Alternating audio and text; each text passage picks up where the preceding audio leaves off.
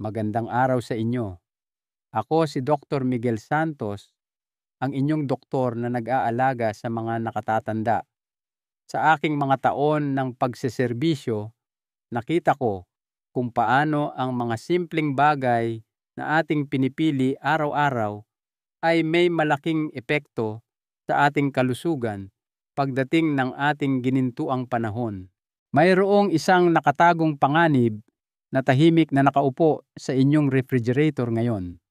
Mukha itong walang malisya, malamang iniinom nyo na ito sa loob ng maraming taon, ngunit pagkatapos ng edad 60, maaari nitong unti-unting ubusin ang inyong lakas, patigasin ang inyong mga kasukasuan, at tahimik na itaas ang panganib ng mga problema sa puso nang hindi ninyo namamalayan.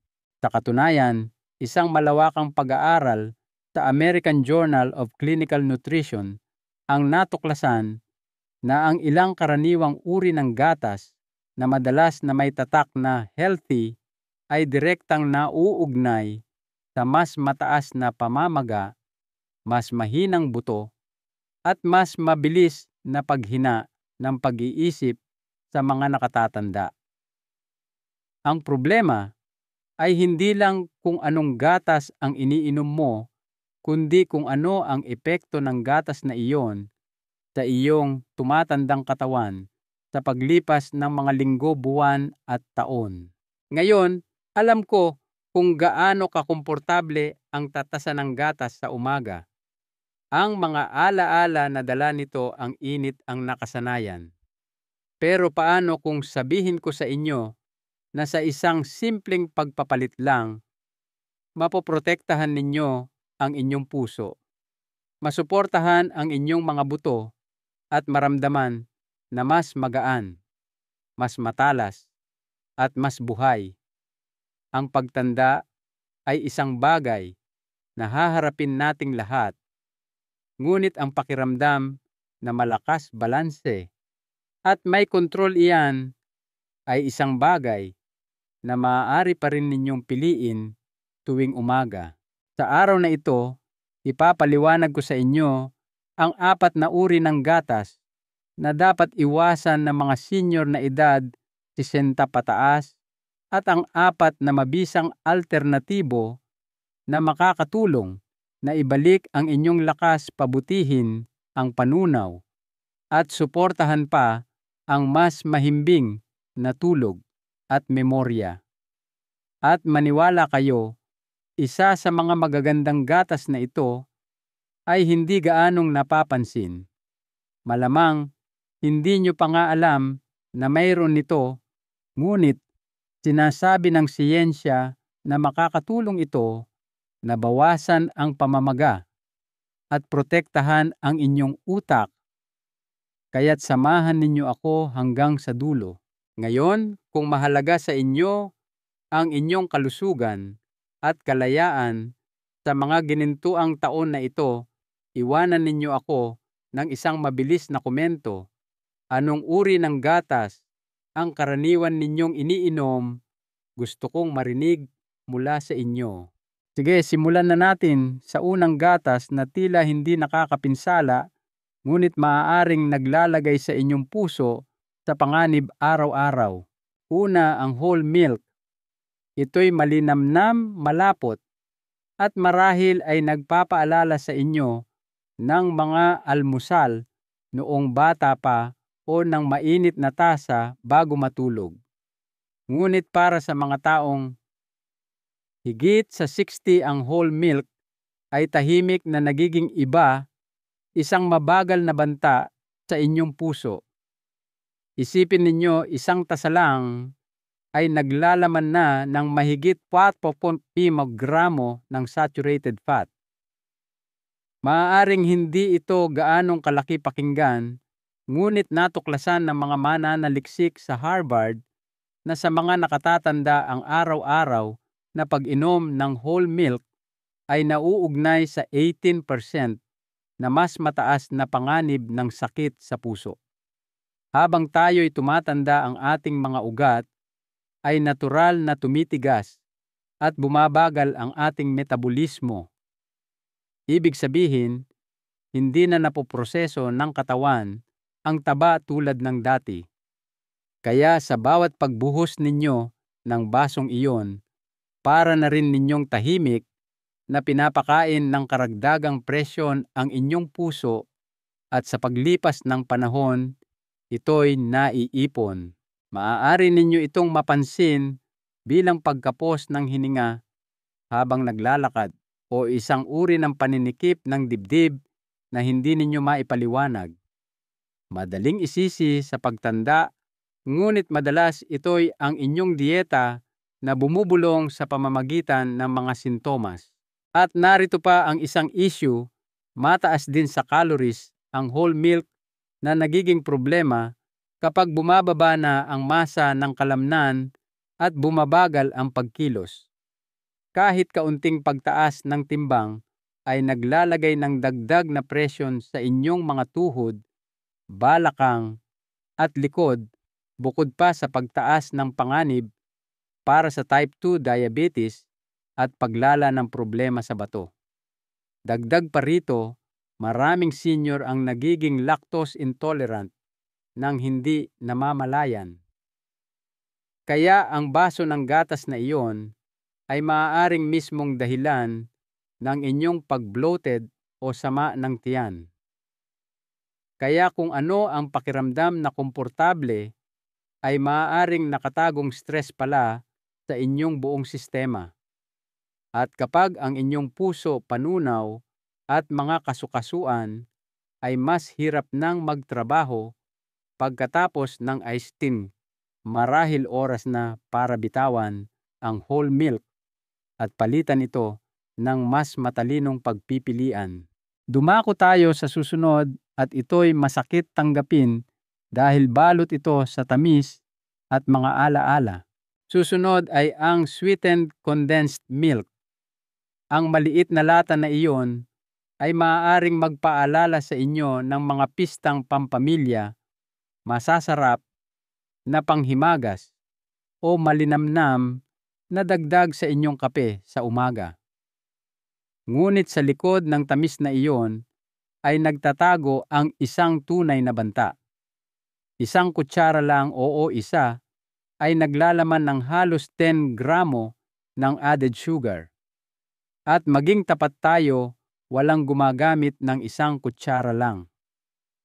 Paulit-ulit na ipinakita ng Journal of the American Medical Association na ang mga dieta na mataas sa added sugar ay direktang nauugnay sa paghina ng pag-iisip sa mga nakatatanda. Iyon ang dahilan kung bakit tinatawag na ng ilang mananaliksik ang Alzheimer's na type 3 diabetes. Kapag kumakain kayo ng puro asukal tulad ng condensed milk, biglang tumataas ang inyong blood sugar. Ang inyong lapay pancreas ay napipilitang magtrabaho ng husto at sa paglipas ng panahon, naiipon ang pinsala hindi lang sa inyong metabolismo kundi pati na rin sa inyong utak. Madalas ba kayong nakakalimot ng maliliit na bagay? Kamakailan, pakiramdam ba ninyo ay malabo ang inyong pag-iisip o mas pagod kaysa karaniwan? Iyan ay hindi lamang mga senior moments. Maaaring mga senyales iyan na nakakasagabal ang asukal sa linaw ng inyong pag-iisip. At ang condensed milk sa kabila ng maginhawang alindog nito ay isa sa pinakamasamang salarin. Bukod pa riyan, mabigat ito sa inyong tiyan.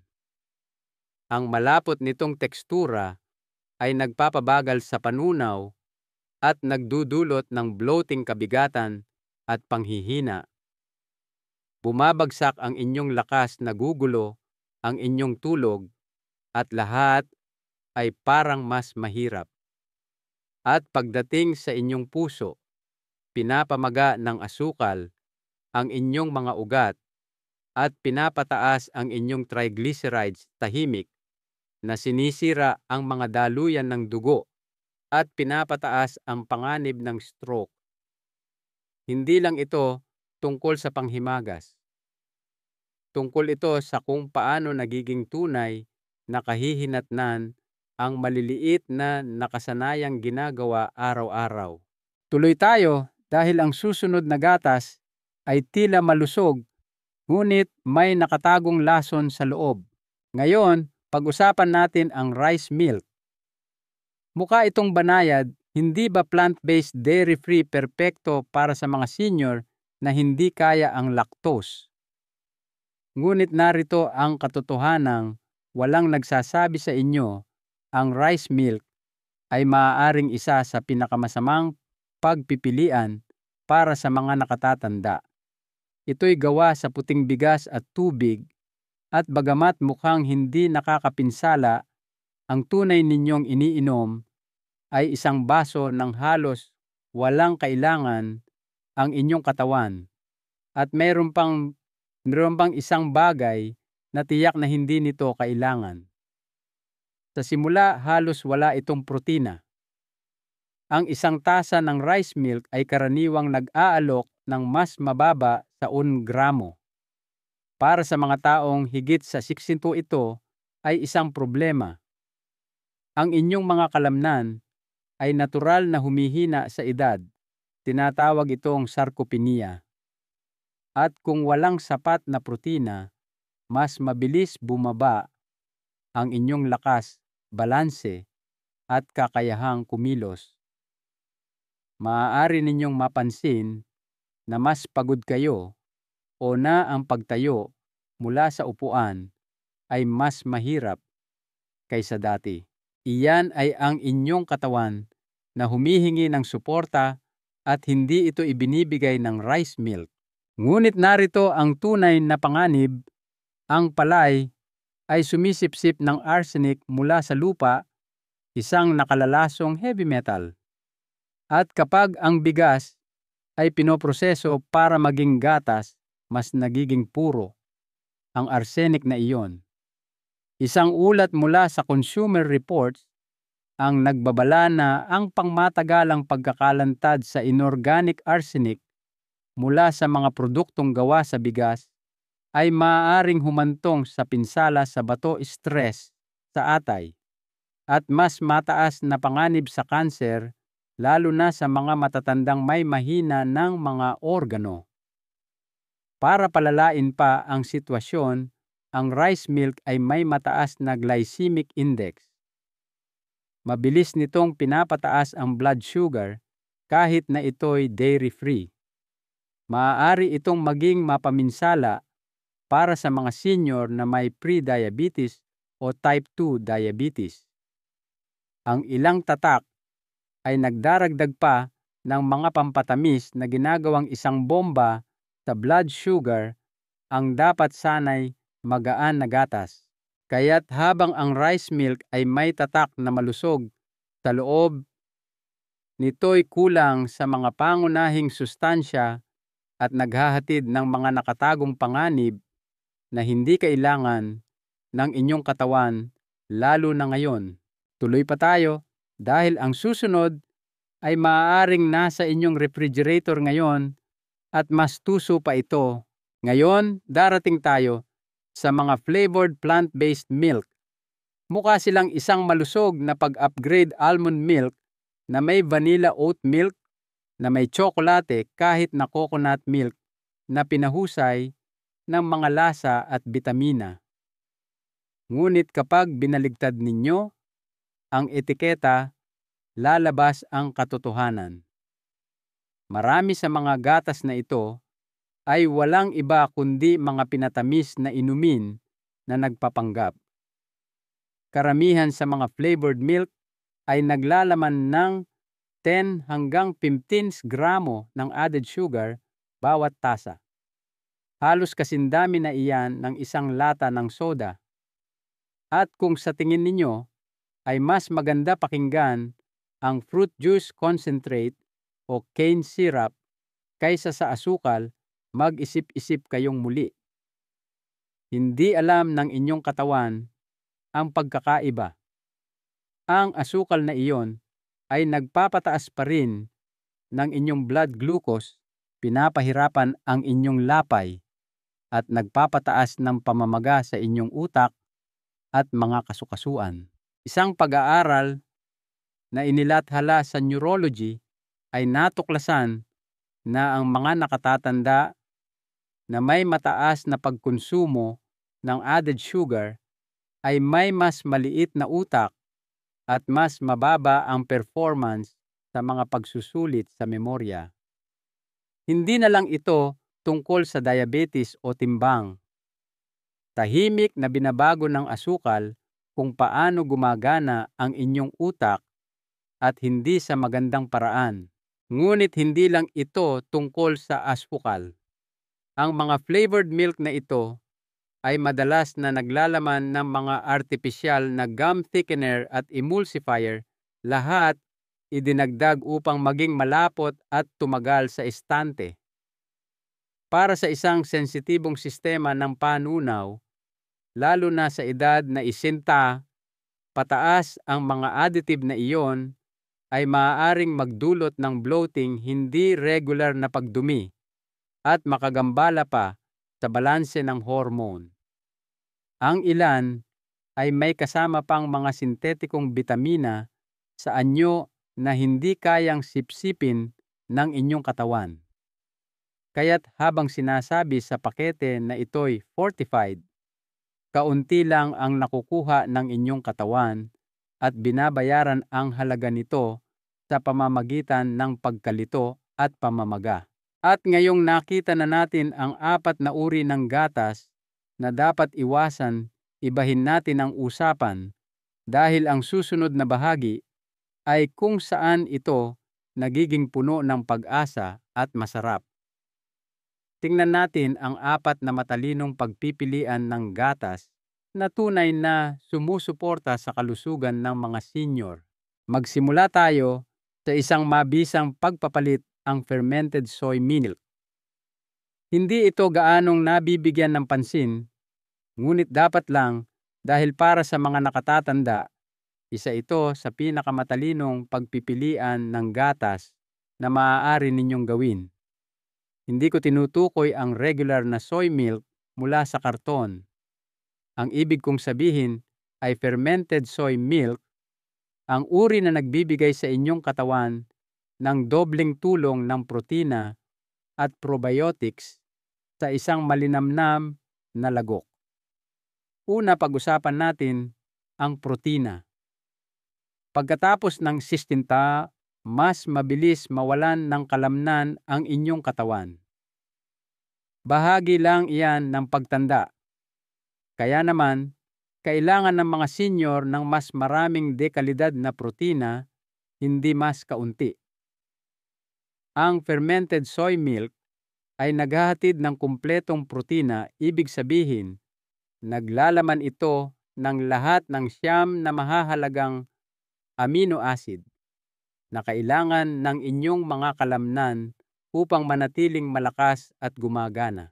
Ayon sa isang pag-aaral sa Journal of the American Geriatric Society, ang mga senior na kumukonsumo ng sapat na kumpletong protina araw-araw ay may 40% na mas mababang panganib ng kapansanan na may kaugnayan sa pagkilos. Ngunit hindi ito nagtatapos doon. Ang soy ay natural na naglalaman ng mga isoflavone, mga kemikal sa halaman na bahagyang gumagaya sa estrogen sa katawan.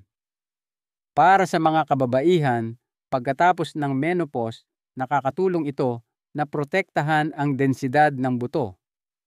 Para sa kalalakihan at kababaihan, ipinakita sa Brain Research Bulletin na sinusuportahan ng mga isoflavone ang memorya, talas ng pag-iisip at maging ang emosyonal na balanse. At dito gumagana ang mahika ng fermentation. Kapag ang soy ay na-ferment, mas nagiging madali itong tunawin, kaya't ito'y isang magandang pagpipilian para sa mga nahihirapan sa bloating o mabagal na panunaw. Nagpapakilala rin ito ng mga probiotic, ang mabubuting bakterya na kailangan ng inyong tiyan upang mabawasan ang pamamaga, suportahan ang immunity at pagbutihin ang kalooban at tulog.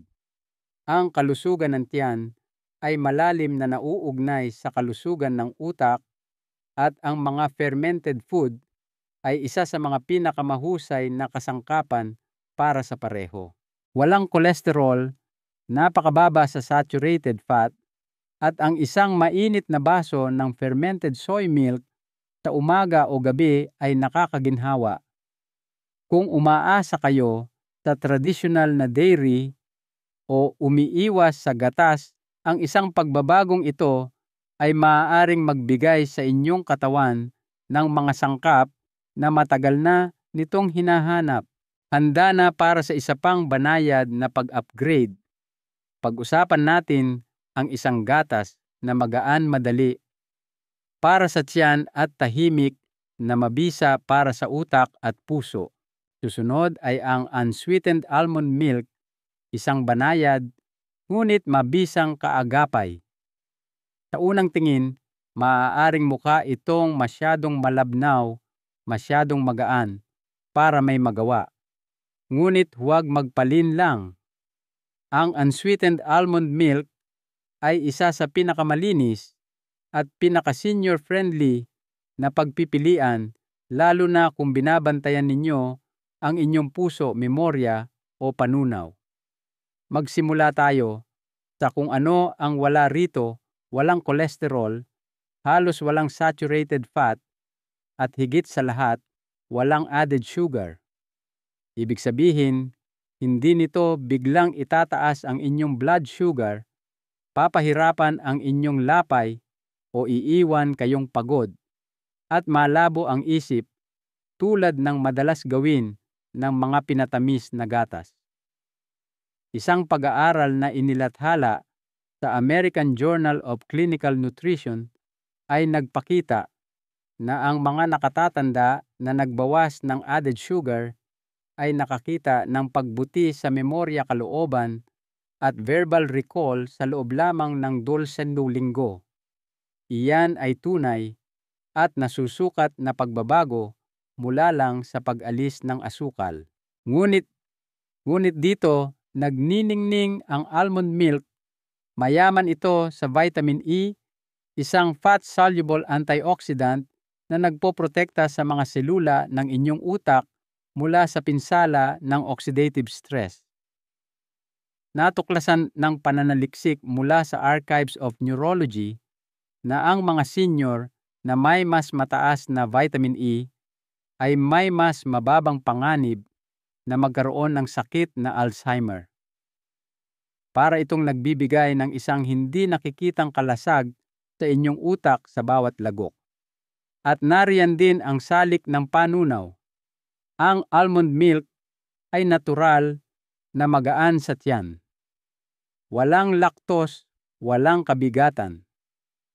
Para sa mga senior na nakakaramdam ng bloating pagkatapos uminom ng dairy o may hindi regular na pagdumi, ang gatas na ito ay madalas na nagdudulot ng tahimik na ginhawa. Ibuhos man ninyo ito sa inyong oatmeal o ihalo sa isang smoothie, ito'y magaan at malinamnam. Dagdag pa, napakababa nito sa calories, 30 hanggang 40 lang bawat tasa, kaya't perpekto kung binabantayan ninyo ang inyong timbang o pinamamahalaan ang blood sugar.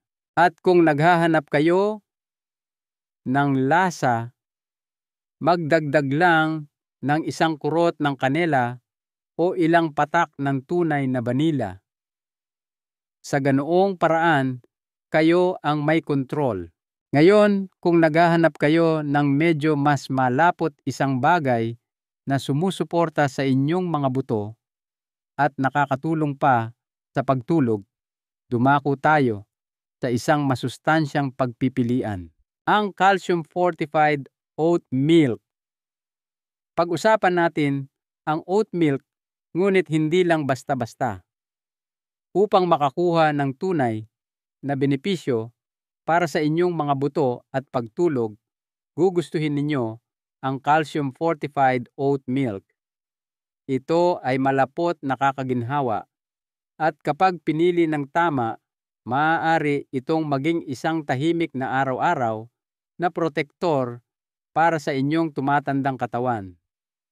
Tingnan ninyo, pagkatapos ng 16, bumibilis ang pagkawala ng buto lalo na sa mga kababaihan pagkatapos ng menopause. Iyon ang dahilan kung bakit napakaraming senior ang nagkakaroon ng bali mula sa dating simpleng pagkadulas o pagkabunggo. Ngunit narito ang magandang balita, ang calcium at vitamin D ay maaaring pabagalin ang pagnipis ng buto na iyon. Ayon sa isang meta-analysis na inilathala sa The Lancet, ang mga nakatatanda na kumonsumo ng calcium na may vitamin D araw-araw ay nabawasan ang kanilang panganib sa bali ng hanggang 34 at iyan mismo ang inaalok ng calcium-fortified oat milk nang walang kabigatan ng dairy. Makakakuha kayo ng matibay na suporta sa buto sa isang malinamnam, natural na matamis na inumin na madaling i-enjoy anumang oras ng araw. Ngunit mayroon pa.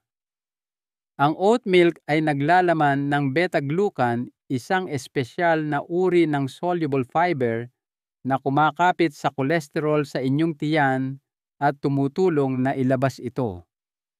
Ipinakita ng isang clinical trial sa Nutrition Reviews na ang 3 gramo lang ng beta-glucan bawat araw ay maaaring magbaba ng LDL cholesterol ng FIMO hanggang 10%. Nangangahulugan iyon ng mas mabuting kalusugan ng puso nang walang gamot sa pamamagitan lang ng pagpili ng tamang gatas. Ito rin ay napakabait sa panunaw. Walang lactose, walang mga additive kung pipili kayo ng malinis na tatak.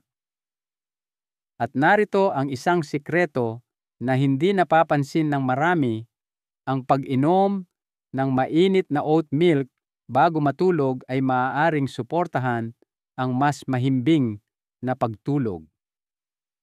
Ang malapot nitong tekstura at natural na carbohydrates ay tumutulong na pasiglahin ang paglabas ng serotonin at melatonin, ang mga hormone ng katawan para sa pagtulog. Ang nakakapakalmang epekto nito sa inyong nervous system ay totoo at ito'y nakakatulong. Ngunit ngayon, tingnan natin ang isang bagay na mas nakakagulat, isang gatas na puno ng omega-3 na lumalaban sa pamamaga at nagpoprotekta sa inyong mga kasukasuan at utak. Karamihan sa mga tao ay hindi man lang ito isinasaalang-alang, ngunit maaari itong maging paborito ninyo. Tapusin natin ang bahaging ito sa isang nakatagong hiyas, ang flax milk. Maaaring hindi ninyo ito makita sa bawat refrigerator, ngunit ang flax milk ay tahimik na nagiging isa sa mga pinakamahusay na sikreto para sa mga senior na gustong tumanda ng maayos. Ito'y magaan, malapot at puno ng isang bagay na talagang kailangan ng inyong katawan, lalo na pagkatapos ng 60, ang omega-3 fatty acids. Mas particular, ang flax milk ay naglalaman ng ALA, isang plant-based omega-3 na tumutulong labanan ang pamamaga, suportahan ang paggana ng kasukasuan, protektahan ang inyong utak, at palakasin pa ang inyong kalooban. At hindi lang iyan feel-good na usapan. Isang pag-aaral na inilathala sa Journal of Nutrition, Health and Aging ay natuklasan na ang mga nakatatanda na may mas mataas na antas ng omega-3 ay mas mahusay sa mga pagsusulit, sa memorya at atensyon, at nagulat ng mas kaunting pananakit at paninigas ng kasukasuan. Habang tayo'y tumatanda, ang mababang antas ng pamamaga ay tahimik na nabubuo. Maaari ninyo itong maramdaman bilang pananakit sa inyong mga tuhod, kalabuan sa inyong pag-iisip, o iyong nakakapagod na pakiramdam na hindi nawawala. Ang mga omega-3 ay nagsisilbing natural na pamatay-sunog, pinapakalma ang pamamaga na iyon bago ito lumala. At inihahatid ito ng flax milk, ng walang lasang isda o kolesterol ng mga langis mula sa dagat. Ngunit hindi lang iyon. Karamihan sa mga flax milk sa merkado ngayon ay fortified din ng calcium, vitamin D at B12, tatlong sustansya na tumutulong sa lakas ng buto, paggana ng nerbiyos at metabolismo ng enerhiya. Ito ay lalong mahalaga para sa mga senior na maaaring hindi na gaanong episyenteng sumisipsip ng mga sustansyang ito. At hindi tulad ng maraming alternatibong dairy, ang flax milk ay natural na mababa sa calories at ganap na walang lactose, kaya't banayad ito para sa mga sensitibong tiyan. Maganda itong ihalo sa kape, smoothies o cereal at walang iniiwang kabigatan. Tanging malinis na plant-based na sustansya na kinikilala at pinahahalagahan ng inyong katawan. Ngayong natuklasan na natin ang 4 na pinakamahusay na gatas para sa kalusugan ng mga senior, pagsama-samahin natin ang lahat sa isang mainit at nagpapalakas na mensahe upang matulungan kayong sumulong isang matalinong pagpili sa bawat pagkakataon. Sa yugtong ito ng buhay, bawat maliit na desisyon ay may mas malaking bigat. At ang isang bagay na kasing simple ng gatas na ibinubuhos ninyo sa inyong kape sa umaga, hindi na lang ito isang nakasanayan.